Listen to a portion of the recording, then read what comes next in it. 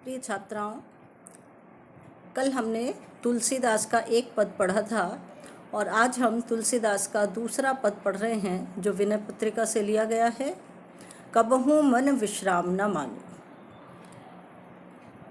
इस पद में तुलसीदास ने यही बताया है कि हमारा मन बहुत चंचल है, वो यहाँ वहाँ भागता रहता है, लेकिन हमें उसे नियंत्रित करके, हमें अपनी इंद्रियों को नियंत्रित करके भगवान के चरणों में लगाना है, तभी हमारा उद्धार संभव है।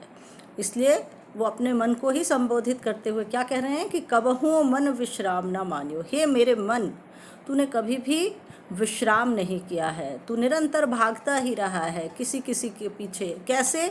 निष्दिन भ्रमत विसारी सहज सुख।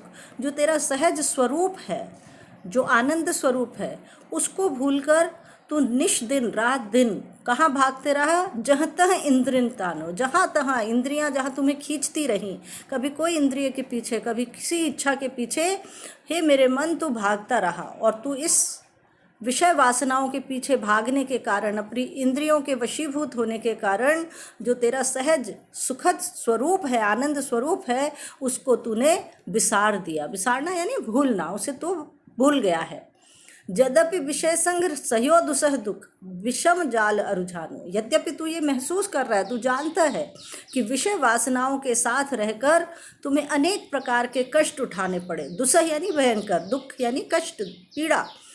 यद्यपि विषय वासनाओं के साथ रहने से तुम्हें अनेक कष्ट उठाने पड़े हैं और विषम जाल उलझानो, और तुम उनकी जो विषम जाल है, उलझा हुआ जो जाल है, उसमें उलझते ही चले गए हो। क्योंकि आप एक इंद्री का कहना मानो, उसकी एक इच्छा पूरी करो, दूसरी और 10 तैयार हो जाती हैं, क्योंकि इच्छाओं का तो कोई अंत ही नहीं है। तो व्यक्ति उन इच्छाओं के जाल में निरंतर उलझता ही जाता है। इसलिए ही वो कह रहे हैं कि उस जाल में उलझकर तुम निरंतर कष्ट की स्थिति में पड़ते चले जा रहे हो, उस जाल में उलझे जा रहे हो। तदपि न तजत मूढ़ ममता बस, उसके बावजूद, उसके उपरांत भी हे मेरे मन, तू मूर्खता के वशीभूत होकर, ममता के वशीभूत, मोह माया के वशीभूत होकर उनको छोड़ नहीं रहा है। जानत हूँ नहीं जाने, और ऐसा लगता है तुम्हारे क्रियाकलाप ऐसे हैं कि तुम जानते हुए भी उसे नहीं जानना चाहते हो। तुम्हें पता है, ये बात समझ गए हो कि इस विषय वासनामय सांसारिक स्थिति में रहते हुए तुम्हें कभी सुख नहीं मिलेगा, लेकिन इसके उपरांत भी तुम उसी में उलझे हुए हो। इसलिए वो कह रहे हैं जानत हूँ नहीं जाने, जानते हुए भी नहीं जान रहे हो। जन्म अनेक किए नाना विधि कर्म कीच चित सानो, और इस प्रकार इंद्रियों के वशीभूत होकर जो कर्म कर रहे हो, उसके परिणाम स्वरूप अनेक जन्म तुम्हें लेने पड़ रहे हैं। क्योंकि उन कर्मों का फल भोगने के लिए तो जन्म किसी न किसी योनि में लेना ही पड़ेगा। जैसे आप कर्म करते हो, हमारी भारतीय दर्शन में ये कहा गया है कि कर्म के अनुसार व्यक्ति को अगला जन्म लेना पड़ता है। आप अच्छे कर्म करते हो तो अच्छी योनि में जाते हो, उससे बुरे करते हो तो उससे निम्न कोटि की योनि में जाते हो, लेकिन कर्म का फल भुगतना ही पड़ेगा, उससे मुक्ति नहीं है।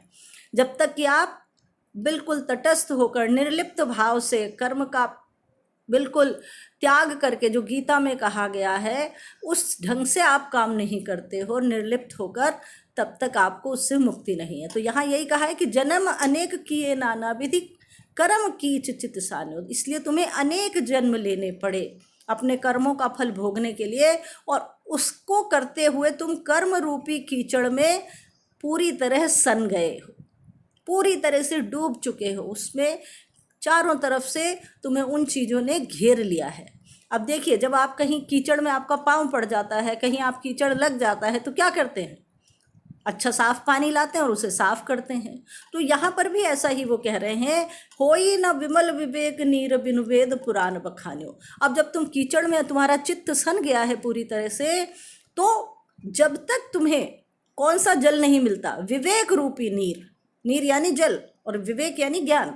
तो जब तक तुम्हारे पास स्वच्छ निर्मल विवेक रूपी ज्ञान नहीं मिल जाता, तुम्हें प्राप्त नहीं हो जाता, तब तक उस कीचड़ से तुम कैसे मुक्त हो सकते हो? ये बात तो वेद पुराणों में भी अच्छी तरह स्पष्ट की गई है। वेद पुराण बखानो, सभी वेद पुराण हमारे यही कहते हैं कि यदि हम इस विषय वासना के चक्र में पड़ जाते हैं, उस कीचड़ में हम धंस जाते हैं, तो उससे निकलने का एक ही उपाय है कि ज्ञान प्राप्त करे व्यक्ति, है ना, ईश्वरीय भक्ति की ओर जाए। तो इसीलिए उन्होंने कहा, कर्म कीच, जो कर्म रूपी कीचड़ में तुम्हारा चित्त सन गया है, पूरी तरह से तुम उससे सन गए हो, उससे मुक्ति के लिए अब जब तक विमल विवेक नीर नहीं हो जाता, जब तक निर्मल ज्ञान का जल नहीं मिल जाता, तुम उस कीचड़ को साफ नहीं कर सकते। निज हित नाथ पिता गुरु हरिसो हर्षि हृदय नहीं आन्यो। और जब तक तुम स्वयं प्रयत्न करके हर्षित होकर, आनंदित होकर अपने स्वामी, अपने पिता, अपने गुरु के समान कौन? हरि। इन सब का रूप भगवान में, माता पिता, स्वामी, गुरु, हरि सो, ऐसे हरि के समान जब तक उनको हृदय में नहीं धारण करते, जब तक आपके हृदय में भगवान की भक्ति नहीं आ जाती, तुलसीदास कब तृषा जाए। तुलसीदास जी कह रहे हैं कि तब तक वो प्यास कैसे बुझ सकती है। सर खनत ही जन्म सिरायो।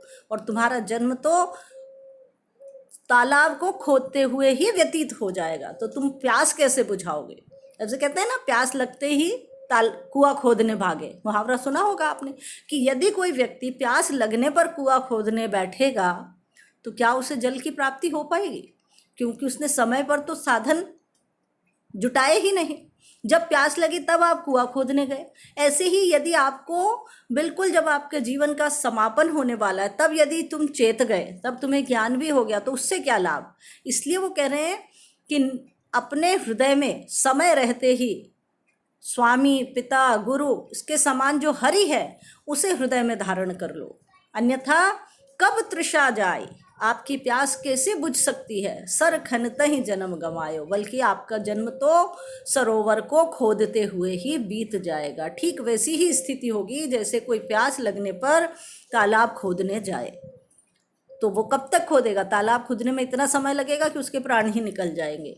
तो वही स्थिति व्यक्ति की है, और इसीलिए तुलसीदास ने उसे चेताया है, अपने मन को चेताते हुए वो कह रहे हैं उसके माध्यम से कि हे मनुष्य, जब तक तुम्हारा जन्म है, ये मानव जन्म बहुत दुर्लभ है, यदि ये तुम्हें सुयोग से प्राप्त हो गया है तो इसे निरर्थक न गवाओ। समय रहते ईश्वर से भक्ति में अपने मन को लगाओ, तभी आपके लिए जीवन की सार्थकता है, तभी आप मुक्ति के मार्ग पर आगे बढ़ सकते हो।